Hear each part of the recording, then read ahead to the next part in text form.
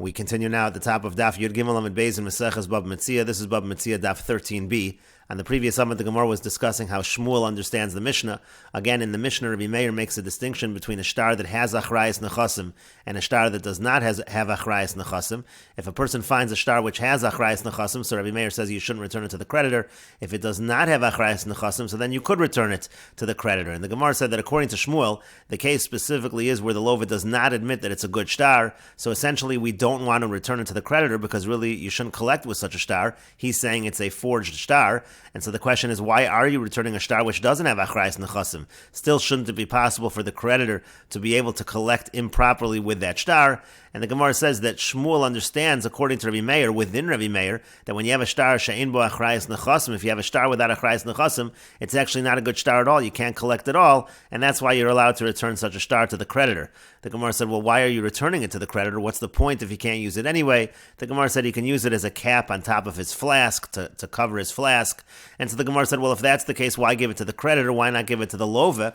And the Gemara says the reason why you don't give it to the lova is very simple. The amar lo hayu devara me'olam. The lova is saying this lo never happened. He's denying the entire thing. There's no reason to give him the piece of paper, so instead you give it to the creditor.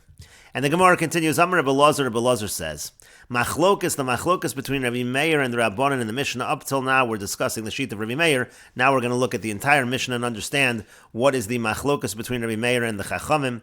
Again, Rabbi Meir makes a distinction between a shtar that has achrayas nechasim and a shtar that does not have achrayas nechasim. And so now Rabbi Elazar says, machlokas b'she'ein chayev moda. The whole machlokas between Rabbi Meir and the Chachamim is when the lova does not admit that he's chayev anything. He says the shtar is no good.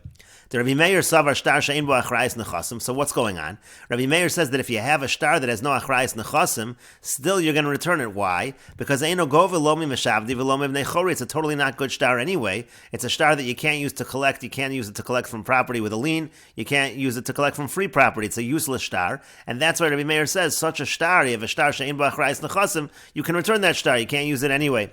But Rabbanan Savri and the Rabbanan hold mi meshavdi hu delo gavi. It's not true. Such a shtar is a good shtar. You can't collect from the chasim mishubadim, but mibnei chari migva gavi. But if it's from free property, you could collect, and so therefore there's a problem even by a shtar she'ein bo achrayas nechasim. You can't even return such a shtar according to the Rabbanan. Aval keshechayev moda. But if you're talking about a situation where the lova admits that he's chayev, so divrei hakol yachzer. Then according to Rebbe Elazar, everybody agrees you can return such a shtar. V'lo chashinon lepiron v'leknun. We're not afraid that it was already paid off. We're not afraid of any kind of conspiracy between the borrower and the lender. No problem to return a shtar in such a situation. And the Gemara continues. Rabbi Yochanan Amar, and Rabbi Yochanan says machlokas keshechayev moda. The machlokas between Rabbi Meir and the Rabbanan is specifically when the lova does admit that he's chayev. To Rabbi Meir savar, because Rabbi Meir holds shtar she'ein bo achrayas nechasim. If you have a shtar that has no achrayas nechasim, mishavdi hu delo gavi, you don't collect from the chasim mishubadim.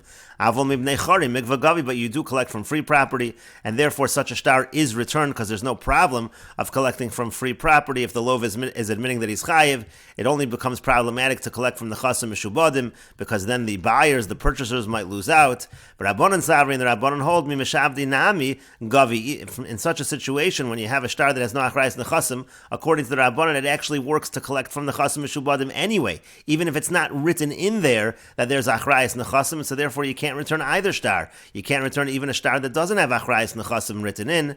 Avol kashe'ein chayev moda. But according to the approach of Rabbi Yochanan, if it's a situation where the lova does not admit that he's chayev, so divrei hakol lo yachzer. So then everybody agrees you should never return the shtar to chashinon lepiron, because then we're concerned that maybe it was already paid off. He's not admitting that he's chayev. That already could be problematic to return it to the creditor. And the Gemara continues, Tanya Kavasi de Rabbi Yochanan. We have a brisa that supports Rabbi Yochanan's view. Again, Rabbi Yochanan saying the machlokas is specifically when the lova admits that he's chayev. Utiyuvta de Rabbi Elazar bechada. And this brisa is going to be a refutation of one thing that Rabbi Elazar says. That's Rabbi Elazar above, who says the machlokas is when the lova does not admit that he's chayev. Utiyuvta de Shmuel betarti. And also this brisa is going to refute Shmuel in two statements that Shmuel made.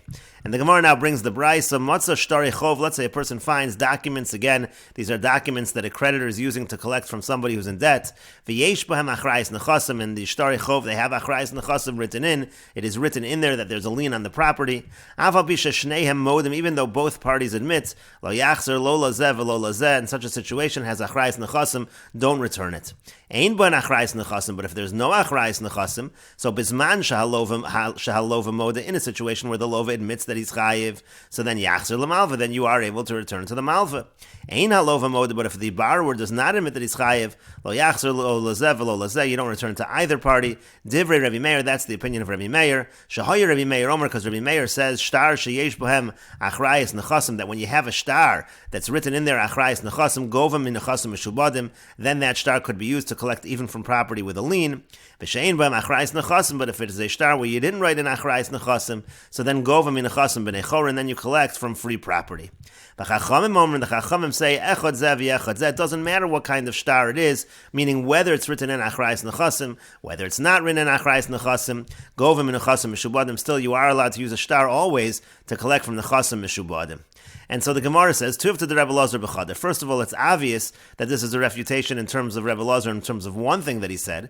The Yomer, because Rebbe Lazar says, L'Rebbe Meir, that according to Rebbe Meir, shtar shein bo achrayis nechasim, that if you have a shtar with no achrayis nechasim, eino govim min nechasim meshubadim v'lo min nechasim b'nei chorin. Such a shtar you can't use to collect from nechasim meshubadim or nechasim b'nei chorin.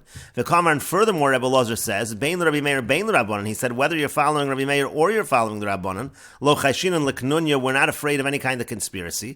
Uvraisa, but when we had the Braisa, in terms of what the Braisa says, Rabbi Meir and the Rabbanan say, Ubraisa katani, in the Braisa it says, shtar shein bo achrayis nechasim, that if you have a shtar, which achrayis nechasim is not written into the shtar, mimeshavdi hu delo gavi, it's only from the chasim meshubadim you can't collect, hami b'nei chorin mikva gavi, but you could collect from free property, v'katani bein l'Rabbi Meir, bein l'Rabbanan, and furthermore it says in the Braisa that whether you're following Rabbi Meir or the Rabbanan, chayshinan l'knunya, we are afraid of a conspiracy, to katani, because what does it say? It says, Af al pi sheshnehem modim, even though they both admit lo yachzer lo lazeh v'lo lazeh, you shouldn't return to either party because we're afraid of a kanunya al machashin and lekanunya. You see that there is a concern for a conspiracy, and so therefore it's a refutation of Rebbe Lazar in one thing. But the Gemara says, Vahani tartihu, but what do you mean one thing? We just listed two things that the Braisa actually refutes Rebbe Lazar. And we'll take a look at Rashi over here. Eino go v'lo nechasim meshubadim v'lo mibnei chorin. Again, Rebbe Lazar said that within the sheet of Rebbe Meir, if you have a shtar with no achrayis nechasim, you can't use that shtar at all. You can't use it to collect from nechasim meshubadim or nechasim b'nei chorin. Emein halova mo, the Rashi explains that's talking about a situation where the lova does not admit that he's actually chayiv. The point is, the shtar de lo shibud ba nechasim. The point is, if you have a shtar with no shibud nechasim, lav shtar. That's not called a shtar according to Rabbi Meir. V'have kimil v'al peh v'sheino la'edim. It's as if you have a mil v'al peh. It's as if you have no witnesses.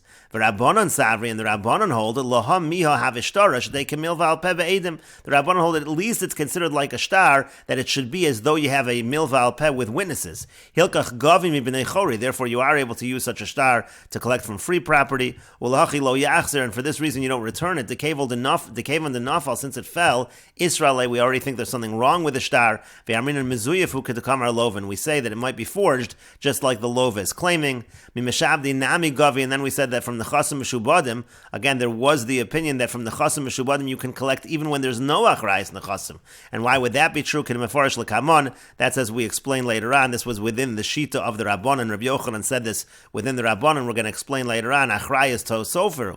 We just assume that the scribe made a mistake and didn't write in the achrayis in the chasim. Anytime you have a shtar, you can collect from the chasim meshubadim.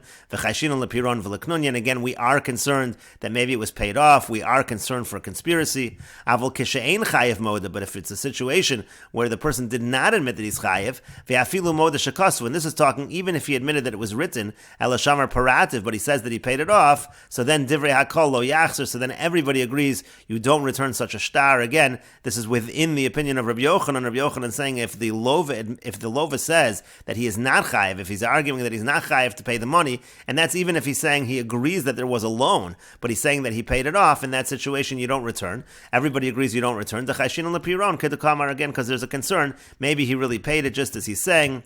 Afal pisha shnehem modim, and then the Baraita said even if you have a situation where both parties are admitting chayshin and leknunya, what that means is we're afraid that there's a conspiracy.